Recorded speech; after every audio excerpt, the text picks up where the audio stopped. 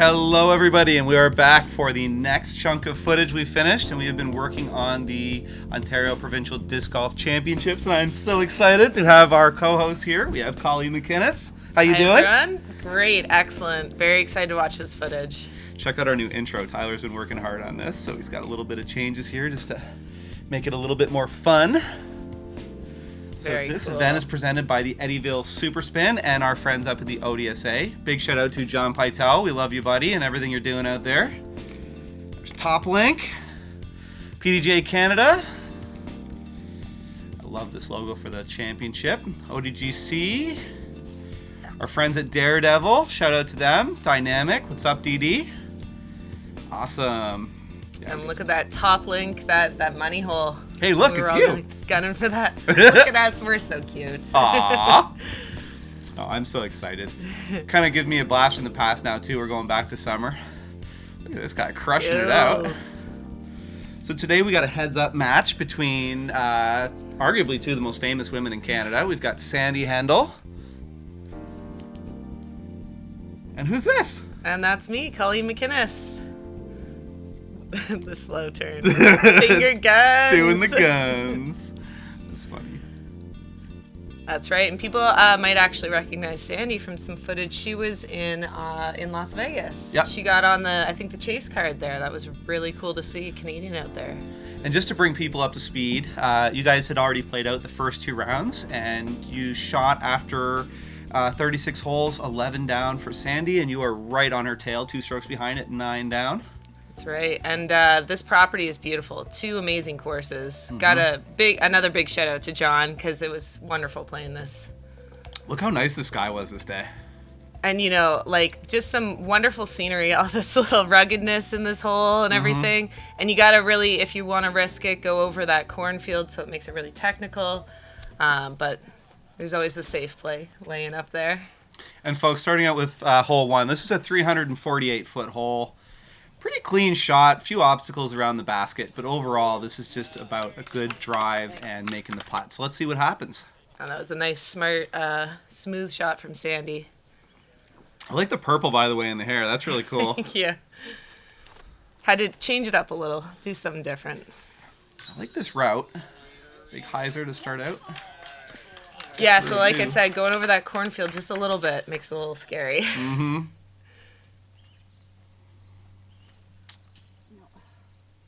Putt from Sandi turns into a layup. Should be easy to clean that up for a 3. In the background too, my wife had not been feeling well. She's at the time, I think she was about 2.5, 3 months pregnant, and we got some help from John here in the background, who took over the camera. So thanks, John, for jumping in, last minute notice. Never filmed an event in his life, and he really did a great job there. Couple of pars. Always nice to get the first hole out of the way. Yeah, get the jitters out. Awesome.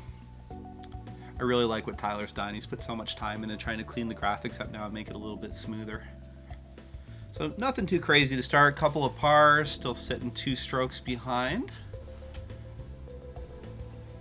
How did you feel about the first 2 rounds afterwards? Were you confident going into the second? The first day I felt like I had a good first round, but the second round I just couldn't do anything right. Mm-hmm. So I was really frustrated with that, and I wanted to come back out and get a little revenge on the course. I think, overall I was happy in the end of the tournament, but that one round sticks with you. It haunts you.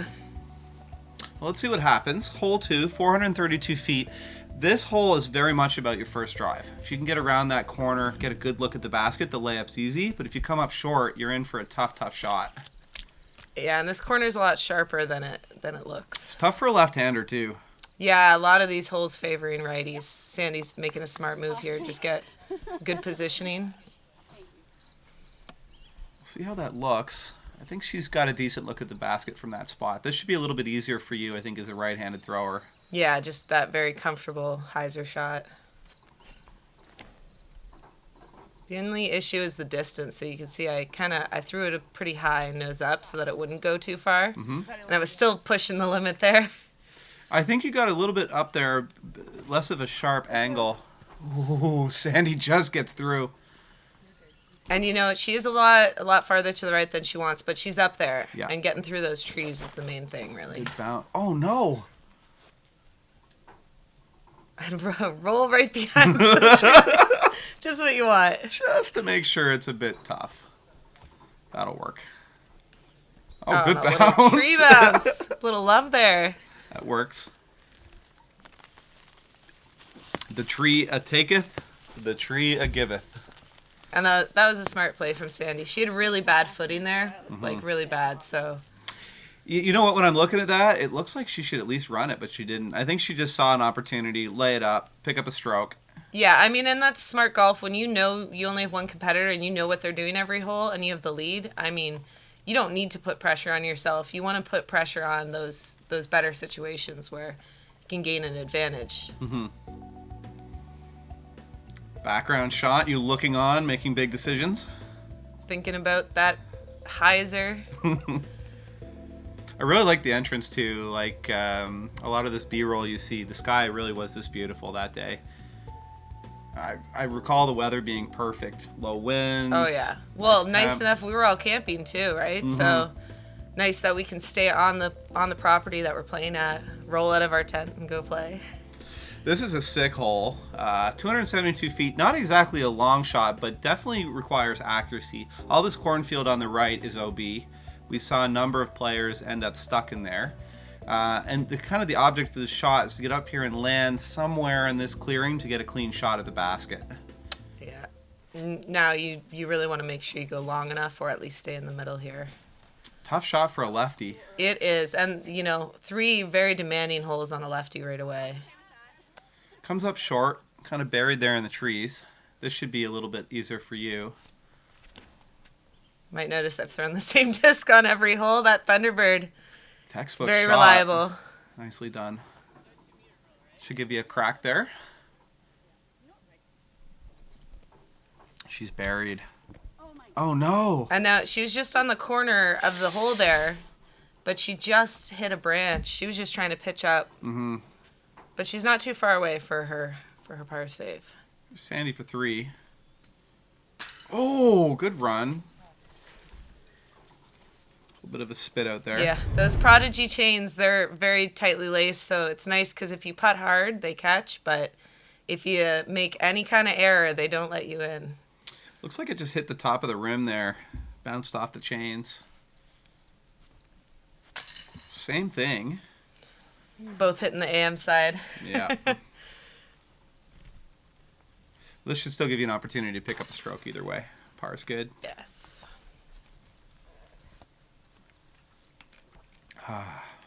I'm so excited to be doing this. Like, the Provincials are one of the events I've been waiting all year to kind of get through and get it posted. Yeah, and it's nice showing off John's property. Mm-hmm. It really is such a phenomenal place. It's like a wonderland for a disc golfer. Well, we're booked to come back. We've been talking to John regularly, who just a huge supporter of golf in general. I mean, he's put so much work into that property, and this year I believe he'll have, for the 2021 season, he'll have all the pads improved. He was talking about what he can do with that to make them better. He certainly fleshed out the courses more, and I think you're going to see the property even better for the Provincials next year. This hole, 750-footer, par 4, this is one of the most treacherous holes in the course. Yeah. Now watching, I mean, I have to say a lot of the MPOs have a little bit more power than I can muster on a throw, and watching them play this hole is phenomenal. It really makes it a high-class course. I'm throwing a distance and trying to get through those trees, but they're going over them and actually landing up there, and I think that really elevates the expertise you need to play a course like this. So it really is a world-class course. These shots, though, like I've seen these shots where you got the shot that you made was excellent, because a lot of the MPO guys, I only saw a few of them actually get through these trees. Yeah. Most of them landed either within them or behind them, and you've got a clear look. Yeah, so, and you're going over OB the whole time, so it's very risky. No fear at all. Great shot. Yeah, I didn't play this hole very well the day before, and I really wanted revenge on it. This is about as good as it gets. I went as ambitious as I could on this hole. Look where you're at after 2. Excellent shot from Sandi. I mean, where you are after 2 is perfect. You got to be, what, under 200 feet from the basket? Yep. 250 maybe? And it's just up in that little area. It's tough to get up in there. There's a whole bunch of trees. You missed that tree. You're stacked for a 4 there. Great shot. Nice shot. I mean, honestly, you're not going to see much better than this out of anybody. This is excellent, excellent golf. I'd be delighted to be where you guys are after 3. Absolutely.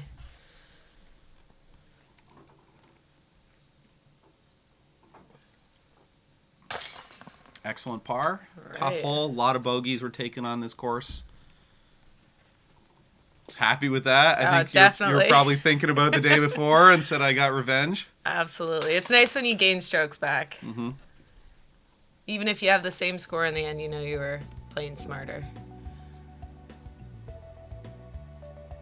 I got to give respect to Sandi as well. I mean, a lot of these holes so far are right-hand dominant, and she's really playing well. Yeah, I think a lot of courses end up favoring righties. Just, by design, a lot of people are right-handed, so a lot of input gets to be a little bit biased sometimes, definitely. With that said, great catch-up so far. Just a 1-stroke difference. Hole 5, 747 feet. Man, this hole, I saw a lot of crazy things happen on it. You want to tell me a little bit about it? No, well, I was just going to say these 3 holes, this one, not the next one's pretty short, but the one after and the one before, all 3 of them are distance, treacherous, OB everywhere. Mm-hmm. So you're really, for here, you're just trying to get out that gap and power as far as you can, and then same with the next shot, power as far as you can. Look how claustrophobic that tee pad is. You have no fear at all. This is a great shot. Just a nice clear shot on the green, wide open. Exactly. And now, like you said, the lefty shot is a lot harder. She's having to go through a different gap, and it's a tighter gap for sure. Sandi having a little bit trouble, staying pretty wide left. I think she's okay though. Yeah, at that point you're just wanting distance. So you guys are trying to get a couple of drives out here, smash as much ground as possible. It works. A little high, maybe? Yeah, a little high. A little nose up. There's a lot of bushes out here, too, so you can see where you can randomly land on the fairway but have awful footing. Were all these bushes playing OB? No. The ones on the far left and the far right were, just as like a borderline, but the middle parts were out inbound, so like this one that I'm in here. They're a little bit far away from the basket. A little farther than you wanted to be. Still got a crack at it. Nothing wrong with that. Sandi looks like she's just making a smart layup. That's a pretty good spot to be. Excellent. Nice little tap in. These big mounds can be frightening because of the rollaways. We saw that happen a few times. Oh, no. Oh, no. Speaking of rollaways. So, yep, I had forgotten about this. We saw a few times in footage. This is a very smart play. Now, I got to tell you, this hole changed my game for a few months because I was pretty upset about that rollaway. I loft putt a lot more when I'm doing things like that, and I thought I had landed it flat and fine, and to pick up and roll like that was just haunting. And I think the day before I even threw it over the hill and almost went OB behind in that pond. So I've been a lot safer with hills nowadays. We've seen it. We've seen it time and time again in all kinds of divisions. M1, even lead and chase cards on MPO. We've seen players taking 5s, 6s, even 7s on these mounds because they hit, they roll, go for it again, miss the basket, fly 40, 30 feet past it, Yeah. Miss again, and all of a sudden you're spewing a lot of strokes. So not a bad play to just be disciplined, lay it up. Yeah, take the bogey and move on. It was very tough to lay it up, that last layup.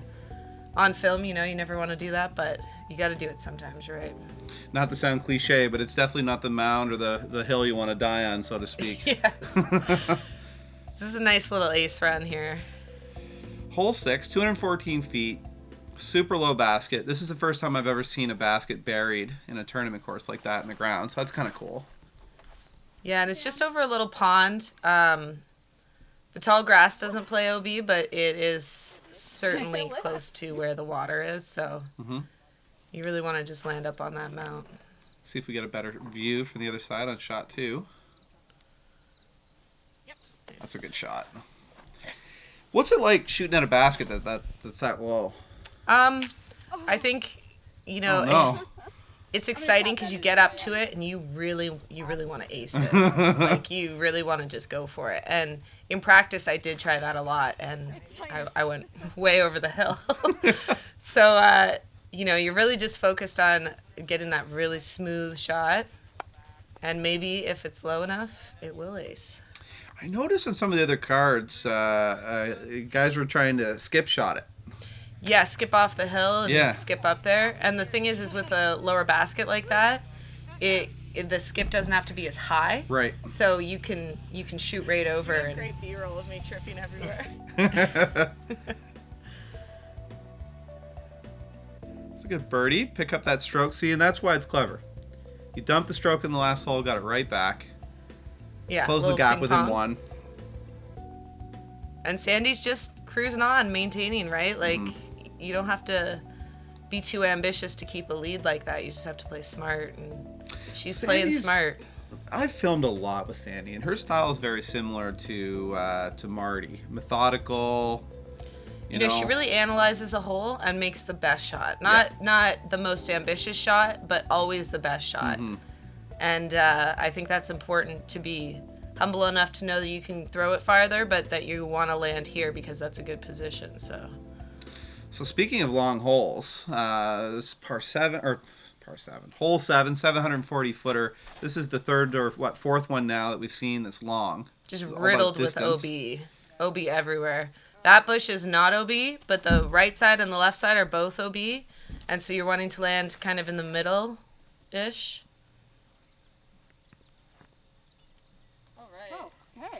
Couple of big drives there. So that was great because we have a lot of distance to make, so Sandi has great footing there. That's very important. So I made a huge error here. Nose up, skied out, OB. Uh-oh. So that whole hedge on that side is OB. You couldn't next step from that spot either, could you? No. Not really. And I think just with where my hand was drawing back, elbow got up on me, and poor choices. That's a pretty good hoof from Sandi. Yeah, and she risked going a little bit more left there, but she has a great look at the basket and a great position there.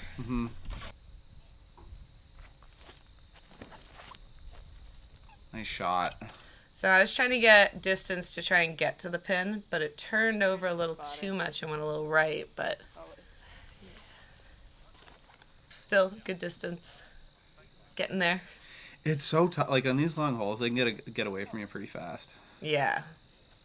This is fine. She should have a look from that spot. Pretty dangerous, though. Could have got trapped easily. Yeah, and I really like the design of this this green here. Having it a big circle of those hedges. It's very cool. Yeah, the creativity on this course was excellent. A very wide range of play. Oh, that was a run from Sandi. Great run. Thanks. Right on target. Good try. Yeah, I think John does a good job of using the property assets to make the holes. Where a lot of people are cutting stuff down to make it more wide open, he's shaping things. I think one of the main things, I've talked to him a few times about his property, and I think one of the main things he's trying to improve next year is to, when we sort of get into the forest more, you start to see some of the play in that. I think he wants to try to flesh that out more, improve the sight lines, improve the kind of look of the course, and definitely improve the tee pads. Yeah. There's one hole coming up too that everyone from the Longs joked about it being kind of a little bit of a crapshoot over a pond in through a dense forest. So, but that's that risk reward. A lot of people laying it up, and I went for it. So it's what you wanna accomplish there. Get the distance or get the position. This is a crazy hole. All this cornfield on the right is OB. There's a couple people that have tons of power that were able to throw over it, but the vast majority of people took the traditional route up the left. Yeah. And, here we are. Lefty hole for Sandi. Yeah. This is a good spot for They're her. few and far between, but when there's a lefty hole, man, is it an advantage to be lefty. That's a good spot, That too. was a great spot. The second shot really is about your setup for the first. Because that narrow shot you have, we'll kind of see it when you get up there. Yeah, it really is about the second shot here. It's This is fantastic. You got nothing to worry about. That's great. Yeah, thank you. It's still, looking at that second shot, I'm more scared of that than anything. This is tough. And you get through. Wow. Ooh. Just a little on the edge there, but that was the right side to go on because the corn's OB. Yeah. So. Yeah, you can stay left in that forest. It's perfectly fine. Sandi is pretty buried there. I'm actually surprised. Yeah, it's tough because she had a lot of branches hanging over for her to be able to do any kind of straight shot there. Pitch out, sidearm. Let's get through. Yep, it's okay. Oh, bad roll. Inevitably, from where you are there, it's pretty tough to get that ground with those trees in the way. Yeah.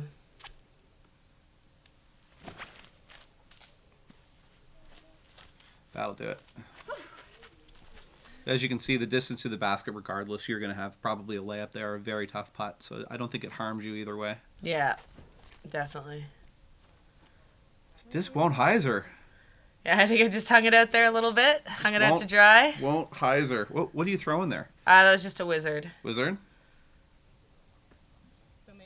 That was Shot a nice, Sandi. nice safe run there. She'll have a tap in.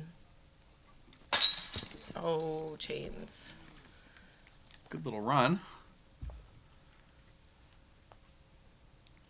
Tyler with the umbrella. I forget why he had that open. I think it had rained a little bit at this point. Just a mist. Oh, it was hot. Or maybe Remember it was that? sun. It was so sunny. It was so hot. And I was, giving Still you guys smiling? full credit for wearing those jerseys. He must have been. I think he was doing it for shade. But now we're going into the forest, into the woods. So now we enter the second part of the course. This kind of first chunk, first 8 holes, is just power, distance, and technical shooting at the end. And now we're into the inside of the forest, where now we're into pure technical, very tight lines. Really, if you make your shot, you're going to get big strokes here, and if you don't, you're going to be crashing all over the place.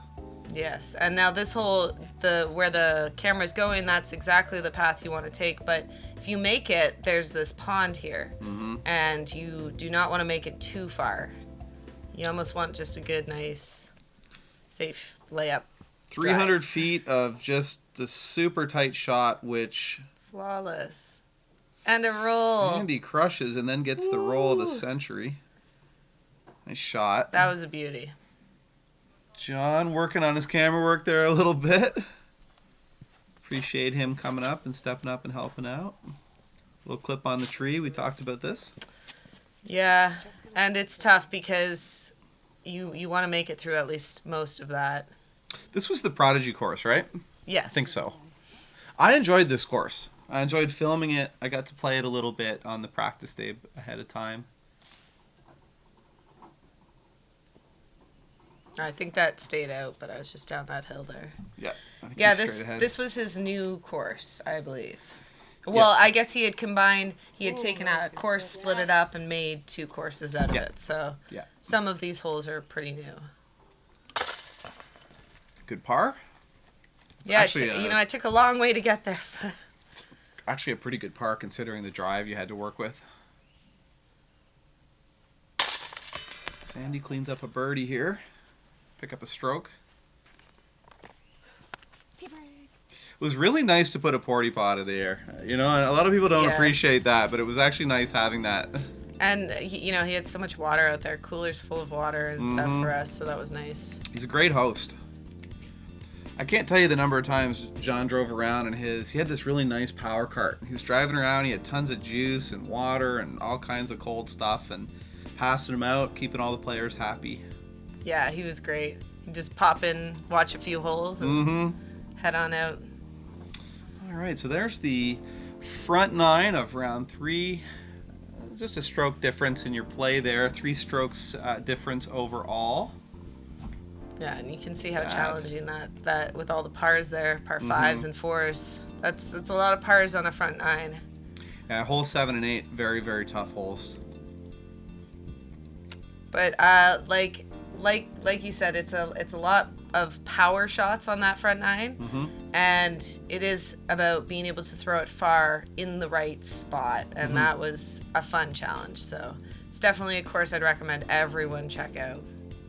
And what did you think of downstairs? You got a chance to look at the store a little bit. A little fuller now? Oh, so full. Amazing. You guys have so many bags. If you need a backpack, get on out here, because there are so many options, Zuka carts, everything. And I don't even know if there is a brand that you guys don't carry now. We're almost there. We're almost there. The work has been put in. I think we've got Viking is coming next. What else we got? Yukon.